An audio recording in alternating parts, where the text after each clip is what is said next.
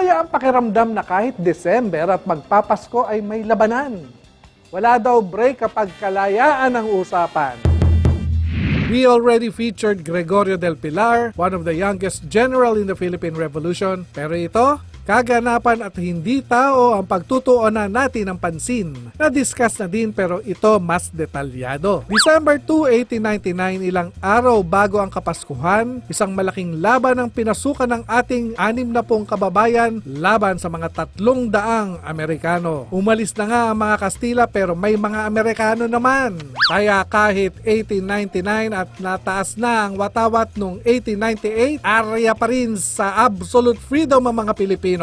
Well, if you ask me if there's really an absolute freedom, well, ibang episode yan.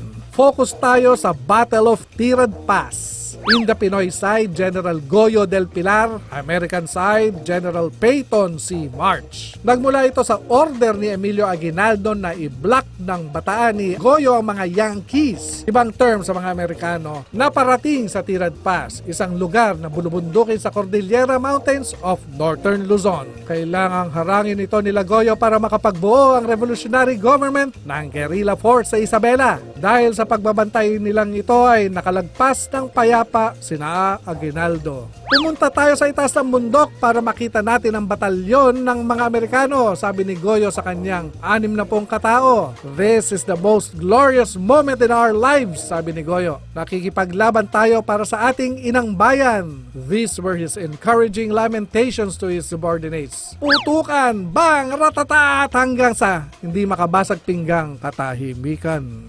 Di kaginsa-ginsay lingid sa kaalaman ni Goyo, may isang hindi nakilalang Pilipino ang tumulong sa mga Amerikanong sundalo para makapunta sa pwesto ni Goyo. Alam ng mga Yankees na kakaunti ang kanilang mga kalaban. Kaya nagulat na lang si Goyo na isa-isang nagbabagsakan ng mga kasamahang Pilipino. Dito ay napuruhan si Goyo ng isang tama ng baril. Bumagsak, namatay. Pumunta ang mga Amerikano sa binagsakan ni Goyo. Kinuha ang kanyang diary, ang kanyang sapatos, ang kanyang damit at butones. Sa kabayanihan ni Goyo, humanga ang mga Amerikano, lalo na si American Lieutenant Dennis P. Quinlan. And guess what? Pinalibing niya ang batang general.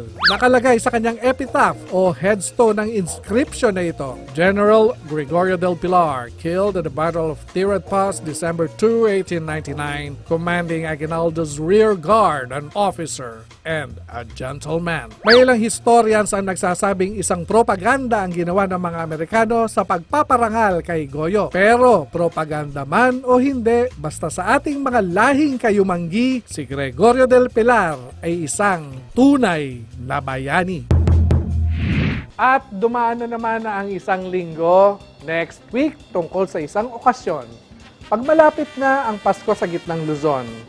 Goodbye muna and see you later on. Ako si BSJ hanggang sa susunod na signing on.